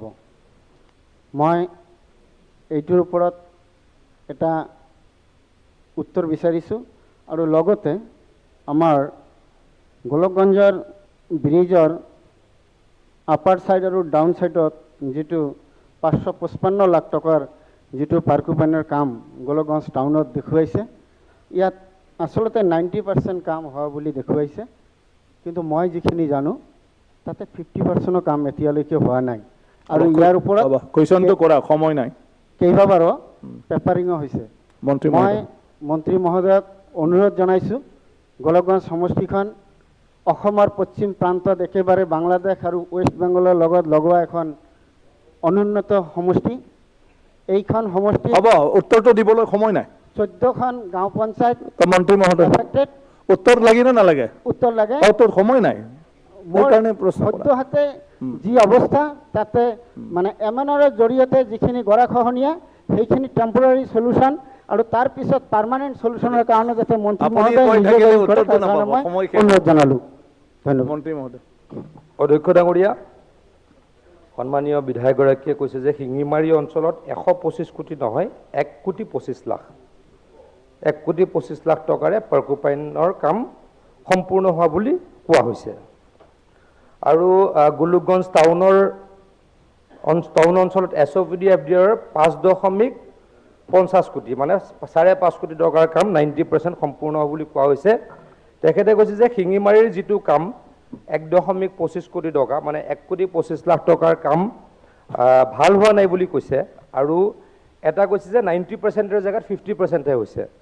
মই তেখেতৰ কথাটো একেবাৰে ভুল বুলি মই ক'ব নোখোজোঁ, কিন্তু ডিফাৰেঞ্চ অফ অপিনিয়ন আছে। ডিপাৰ্টমেণ্টৰ কামটো ডিপাৰ্টমেণ্টে 90% কৰিছে নে ডিপাৰ্টমেণ্টে জানে, আৰু বেলেগ এজন মানুহে নাজানিবও পাৰে। কিন্তু মই তথাপিতো কৈছোঁ, তেখেতে যিহেতু মোক কৈছে, মই আকৌ ভালকৈ চালি জাৰি চাম এই কথা, এই 90% হৈছে নে নাই যিটো 5.5 কোটি টকাৰ কাম, আৰু 1,25,00,000 টকাৰ যিটো পাৰ্কোপাইনৰ কাম সেইটো ভালদৰে ইনষ্টলেশ্যন হৈছে নাই মই ডেফিনেটলি চাম। কিন্তু আকৌ কৈছোঁ ডিফাৰেঞ্চ অফ অপিনিয়ন হ'ব পাৰে। মই এইটো ইঞ্জিনিয়াৰ নহয় বা সদস্যগৰাকীও নহয়, কামটো তেখেতে দেখি আছে যে আৰু হ'ব লাগিছিল, কিন্তু আমাৰ বিষয়াই কয় যে এইখিনি কাম 100 মিটাৰহে হ'ব লাগে, চেংচন আছে 100 মিটাৰৰ, তেখেতে ভাবে যে 200 মিটাৰ হ'ব লাগিছিল। গতিকে কৈছোঁ ডিফাৰেঞ্চেছ অফ অপিনিয়ন হ'ব পাৰে, বাট মই এচিয়ৰ কৰিছোঁ এই বিষয়ে মই আৰু নিশ্চয়কৈ চালি জাৰি চাম।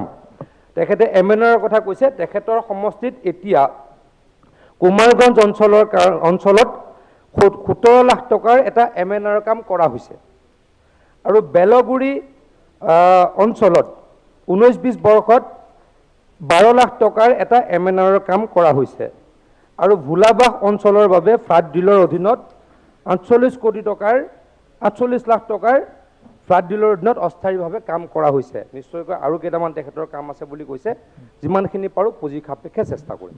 সেকেন্ড সাপ্লিমেন্টাৰি একদম শৰ্ট 1 মিনিট আছে। মন্ত্ৰী মহোদয়ক ধন্যবাদ জনাইছোঁ।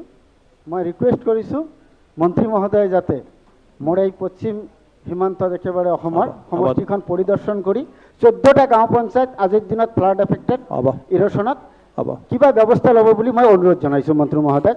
ধন্যবাদ ধন্যবাদ। ওয়াজেদ আলী চৌধুৰী একদম শৰ্ট এটা বাক্যত। অধ্যক্ষ মহোদয়,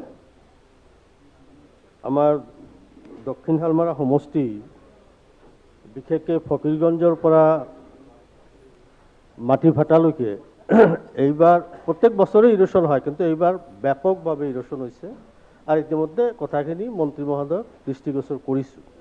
তেখেতে ইতিমধ্যে ইনষ্ট্ৰাকশ্যন দিয়াত কিছু টেম্পৰাৰী কাম হৈছে, আৰু তেখেতে এচুৰেঞ্চ দিছে যে পাৰ্মানেণ্ট প্ৰটেকশ্যনৰ কাম আমি কৰিম। গতিকে সেইখিনি প্ৰজেক্টৰ কাৰণে কিবা ব্যৱস্থা কৰিছে নেকি সেইখিনি জানিব বিচাৰিছোঁ।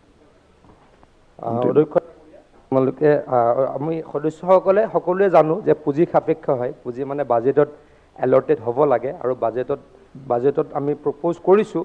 এতিয়ালৈকে বাজেটখন পাছ হোৱা নাই, ডেফিনেটলি আমি আলোচনা কৰিম যিমানখিনি পাৰোঁ। মই একেদিনাইতো গোটেইখিনি কাম কৰা সম্ভৱ নহয়, কিন্তু যিমানখিনি পাৰোঁ কৰিবলৈকে চেষ্টা কৰিম। যদি মোক অকণমান সময় দিয়ে কি কৰিছোঁ কৈ দিব পাৰোঁ। গতিকে অভাৰঅল মানে এই মুহূৰ্তত আমি এইবাৰ 6টা মথাউৰি খুব বেছি ভালনাৰেবল কণ্ডিশ্যনত আছিলে, গোটেইকেইটা আমি ৰাখিবলৈকে সক্ষম হৈছোঁ। এটা হৈছে বনপুৰৈ জামুগুৰি, এইটো এইটো বিহপুৰীয়া সমষ্টিত, এটা ধূনাগুৰি এইটো বিহপুৰীয়া সমষ্টিত, এটা কৰৈনী নেপালী গাঁও এইটো তেজপুৰত, এটা অফলা দিচাংমুখ এইটো শিৱসাগৰত, এটা পাগলাদিয়া জাৰ তালুক এইটো হৈছে তামোলপুৰ সমষ্টিত, আৰু এটা পানীখাইটি ব্ৰহ্মপুত্ৰ এইটো পলাশবাৰী আৰু ছয়গাঁও সমষ্টিৰ একেবাৰে বৰ্ডাৰত। এইকেইটা খুব বেছি ভালনাৰেবল অৱস্থাত আছিলে, ভাঙিলেই হয় কিন্তু ৰাখিবলৈকে সক্ষম হৈছোঁ। গতিকে পৰ্যায়ক্ৰমে যিমানখিনি পাৰি কৰিছোঁ। 132টা স্থানত ফ্লাড ডিল আৰু MNRৰ পুঁজিৰে অস্থায়ীভাৱে পাৰ্মানেণ্ট আৰু ছেমি পাৰ্মানেণ্ট আৰু টেম্পৰেৰী কাম কৰি আছোঁ।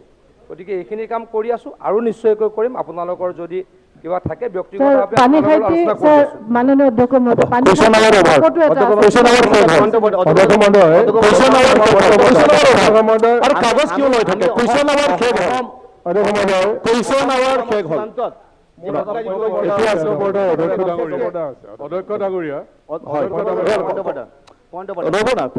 ক'ৰ পৰা আনি থাকে ভাই? হয় আপুনি অধ্যক্ষ মহোদয়, আমাৰ পইণ্ট অফ অৰ্ডাৰ এটা আছে। বহকচোন, আগতে বহকচোন। অধ্যক্ষ মহোদয়, আপুনি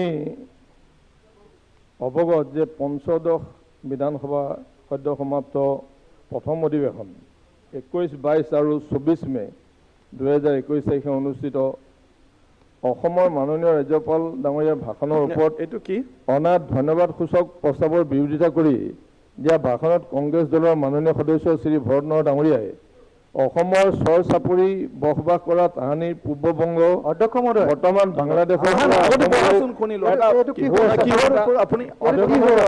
এটা ভুল কথা বিধানসভাৰ প্ৰচিডিঙত এটা ভুল তথ্য এটা গৈছে এতিয়া সেই কথাটো মই দাঙি ধৰিছোঁ এইকাৰণেই যাতে এনেকুৱা ভুলটোৱে আৰু ভৱিষ্যতে ডাঙৰ ভুল নকৰেগৈ সেইকাৰণে এই কথাটো মই দাঙি ধৰিব বিচাৰিছোঁ আমাৰ মাননীয় আমি এইটো চাই ল'ম আমি এইটো যাতে বিধানসভাৰ প্ৰচিডিঙৰ পৰা আহোমসকল 1228ত আহিছে আৰু চৰ চাপৰি মানুহবিলাক 1206ত আহিছে তেনেকুৱা ধৰণৰ এটা ইয়াত তেখেতে ব্যাখ্যা দি গৈছে আৰু এইটো যদি ইয়াত যদি থাকে তেতিয়াহ'লে এইটোৱে ভৱিষ্যতে আমাৰ বিধানসভাৰ কাৰণেও দিগদাৰ হ'ব আৰু আমাৰ গোটেই ৰাজ্যখনৰ কাৰণে এটা দিগদাৰ হ'ব এইটো অধ্যক্ষমহোদয় প্ৰচিডিঙৰ কথা আপুনি ছাবমিট কৰি দি দিব ব্ৰিটিছৰ দিনত আমাক পইণ্ট অফ ব্ৰিটিছৰ দিনত বুলি বহকচোন এজন কিন্তু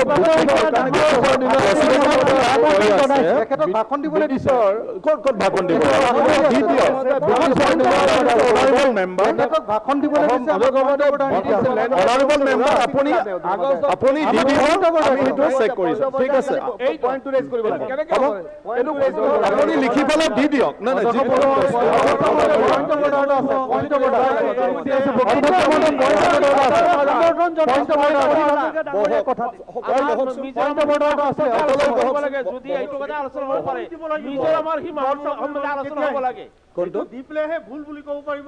প্ৰচিডিঙৰ ওপৰত তেখেতে কথা কৈছে আজি কুৱেশ্যনৰ ওপৰত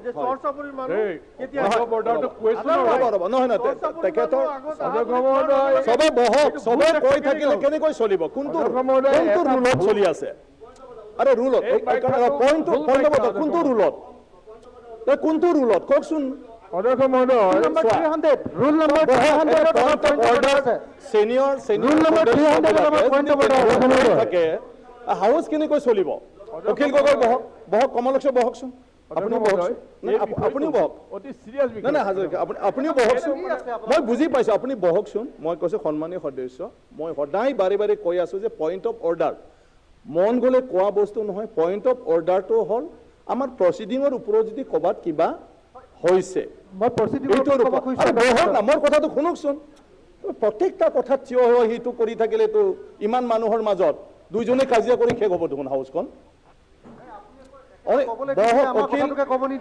অখিল চাওক মই স্পীকাৰে যেতিয়া থিয় হৈ কৈ আছোঁ ইয়াতো মোৰ বাদেতো কোনো নাই ময়েতো ক'ব লাগিব চব কথা মই বাৰে বাৰে কৈ আছোঁ পইণ্ট অফ অৰ্ডাৰ অলপ ষ্টাডি কৰকচোন দায়িত্বশীল হয় ইয়াৰ প্ৰত্যেকজন সদস্য দায়িত্ব আছে দায়িত্ব আমি পালন কৰিব লাগিব পইণ্ট অফ অৰ্ডাৰ বিষয়ে ইয়াত আলোচনা হ'ব পাৰে গোটেই বিষয়তে ইয়াত আলোচনা হ'ব কিন্তু সেইটো এজ পাৰ ৰুল সেইকাৰণে মই কৈছোঁ পইণ্ট অফ অৰ্ডাৰ বুলি কোৱাৰ লগে লগে আণ্ডাৰ কোনটো ৰুলৰ ওপৰত হা মই সেইকাৰণে ক'ব দিম 300ত কি আছে আৰু আমি পইণ্ট অফ অৰ্ডাৰ হিচাপে এইটো কিবা কৰিব পাৰে না নোৱাৰে ঠিক আছে তো এইটো অধৈৰ্য হয় কিয় গতিকে চবে ধৈৰ্যত থাককচোন গতিকে হাজৰিকা ডাঙৰীয়া আপোনাক মই অনুৰোধ কৰিছোঁ যদি প্ৰচিডিঙত তেনেকুৱা কিবা আছে আপুনি মোক এড্ৰেছ কৰি ফালে এই বিষয়ত অৱগত কৰক আৰু আমি সেইটো চাই ফালে আপুনি যিখিনি কৈছে সেয়া যদি সঁচাকৈ কিবা তেনেকুৱা ধৰণৰ আমাৰ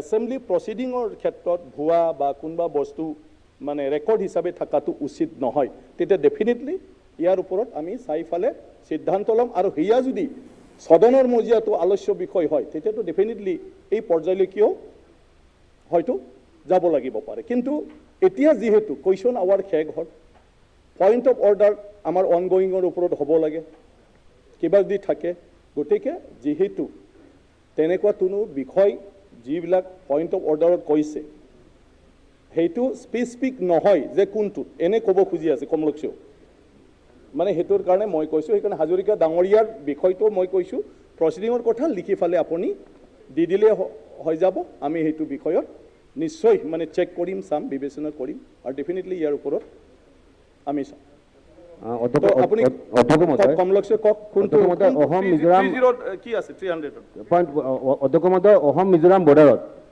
কেইজনমান জৱান আমাৰ শ্বহীদ হ'ল প্ৰথমে আমি ইহঁতক শহীদ হিচাপে ঘোষণা কৰিছোঁ আজি সিহঁতৰ আত্মা সদগতি চিৰশান্তি কামনা কৰিলোঁ আমিও আমাৰ দলৰ ফালৰ পৰা আমি সিহঁতৰ চিৰশান্তি কামনা কৰিলোঁ কিন্তু অধ্যক্ষ মহোদয় এটা কথা যে যোৱা 20 অক্টোবৰ মাহৰ পৰা এইটো চলি আছে আমি বিধানসভাৰ এছেম্বলি টিমটো গ'লোঁ কিন্তু অধ্যক্ষ মহোদয় ক'ব লগা হৈছে যে অক্টোবৰ মাসৰ পৰা ষ্টাৰ্ট হৈছে আমি নৱেম্বৰ মাসৰ আমাৰ CLP কৈছে আমি চিঠি এখন দিছোঁ অধ্যক্ষ মহোদয় গভৰ্ণমেণ্টক যে প্ৰত্যেকটা নেবাৰিং কাণ্ট্ৰি ষ্টেটৰ লগত আমাৰ কথা বাৰ্তা পাতি কেনে যাতে সমস্যাটো সমাধান কৰিব লাগে কিন্তু অধ্যক্ষ মহোদয় আজিলৈকে সমস্যাটো ডেফিনেটলি কৰিব গভৰ্ণমেণ্টৰ নাই নেকি অধ্যক্ষ মহোদয় 6জন মানুহ কিয় মৰিলে অধ্যক্ষ মহোদয় এই 6জন বুজি পালো এই বিষয়টোৰ ওপৰত নিশ্চয় আমাৰ কথাটো পাৰ্লামেণ্টাৰী এফেয়াৰ্ছ মিনিষ্টাৰ ডাঙৰীয়া আজি পাৰ্লামেণ্টাৰী এফেয়াৰ্ছ মিনিষ্টাৰ ডাঙৰীয়া আমাৰ এই কথাখিনি উত্তৰ দিব লাগিব অধ্যক্ষ মহোদয় বুজি পালো আপুনি যিটো কৰিলে উত্থাপন কৰিলে কৰিব লগা হৈছে গুৰুত্বপূৰ্ণ বিষয় কমলক্ষ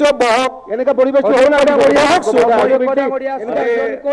পাৰ্লামেণ্টাৰী এফেয়াৰ্ছ মিনিষ্টাৰ কয় 6জনকৈ আৰক্ষীৰ জোৱান অসম আৰক্ষীৰ জোৱান সীমান্তত নিহত হৈছে অত্যন্ত দুখিত আমি আমাৰ ভাষা নাই কেনেকৈ আমি গৰিহণা দিম বা আমি কেনেকৈ সুখ প্ৰকাশ কৰিম কিন্তু এটা কথা আমি ক্লিয়াৰলি কৈছোঁ যে আমি আমাৰ মাটিৰ লগত কম্প্ৰমাইজ নকৰোঁ মাননীয় মুখ্যমন্ত্ৰী ডাঙৰীয়াই কৈছে আমিও কৈছোঁ কিন্তু ডেফিনেটলি এটা কথা ঠিক যে এইখনটোতো মিজোৰাম বা নাগালেণ্ড বা অসমটো বেলেগ বেলেগ দেশ নহয় আমিতো ছভাৰেইন কাণ্ট্ৰি নহয় ভাৰতবৰ্ষৰ আমি অংগৰাজ্য গতিকে আমি ক'ৰবাত নহয় ক'ৰবাত আলাপ আলোচনাৰ মাজেও এই সমস্যা সমাধান কৰিব লাগিব যিটো প্ৰচেছ আৰম্ভ হৈছে মাননীয় কমলাক্ষ পুৰকায়স্থ দে ডাঙৰীয়াই যিটো কৈছে মই আকৌ কৈছোঁ যে অত্যন্ত গৰ্হিত অত্যন্ত দুখিত আমি সমবেদনা জ্ঞাপন কৰিছোঁ আজি হাউচেও আমি তেখেতলোকৰ আত্মাৰ সদগতি হকে 1 মিনিট সময় কিন্তু আপোনালোকৰ দিনত 1 মিনিট ক'ব দিয়ক 1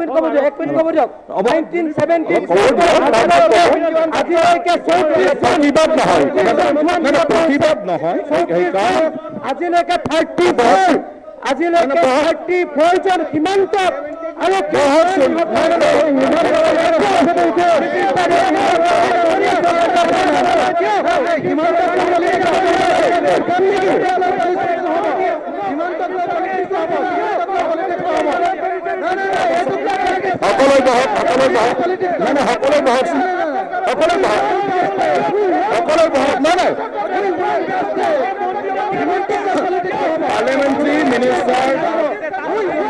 পাৰ্লামেণ্টাৰী এফেয়াৰ্ছ মিনিষ্টাৰে কৈ আছে চবে ক'ব পাৰিব সীমান্তক লৈ পলিটিক্স হ'ব সীমান্তক লৈ পলিটিক্স হ'ব সীমান্তক লৈ পলিটিক্স হ'ব সীমান্তক লৈ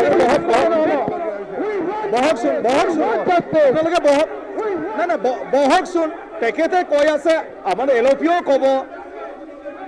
ক'ব এইফালেও ক'ব আপোনালোকে বহকচোন না এইটো আন্দোলন নহয় এইটো কৰিব নালাগে না এইটো দেশখনৰ চাহ এইটো ৰাজ্যখনৰ কথা ৰাজ্যখনৰ স্বাৰ্থত ইয়াত তেনেকুৱা নচলে আপোনালোকে বহক কিয় চাহ তেনেকুৱা প্ৰত্যেকটা বিষয়ত খালি প্ৰতিবাদ সেয়া কেতিয়াও হ'ব নোৱাৰে বিধানসভাৰ মজিয়াত আপোনালোকে উত্থাপন কৰিছে মন্ত্ৰী ডাঙৰীয়াক ক'ব খুজিছে ইয়াৰ ওপৰত এটা ভাল আলোচনা আপোনালোকে কৰক সদায় প্ৰতিবাদ সেইটো দি নহ'ব নাই এই বিধানসভাৰ মজিয়াত বৰ্ডাৰ বিষয়ে অলপ ভালদৰে ইয়াত মানুহ শ্বহীদ হৈছে গতিকে ইয়াত যদি গণ্ডগোলে কৰি থাকে তো কেনেকৈ হ'ব বহক সকলোৱে বহক অনাৰেবল মিনিষ্টাৰে কৈ আছে কমলক্ষই উত্থাপন কৰি আছে কমলক্ষই উত্থাপন কৰিছে এইভাবে কৈ আছে হ'ব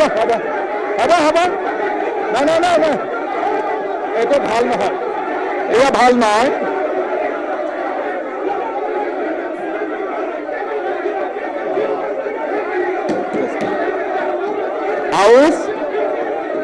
হাউচ 40 মিনিটৰ কাৰণে স্থগিত ৰখা হ'ল হাউচ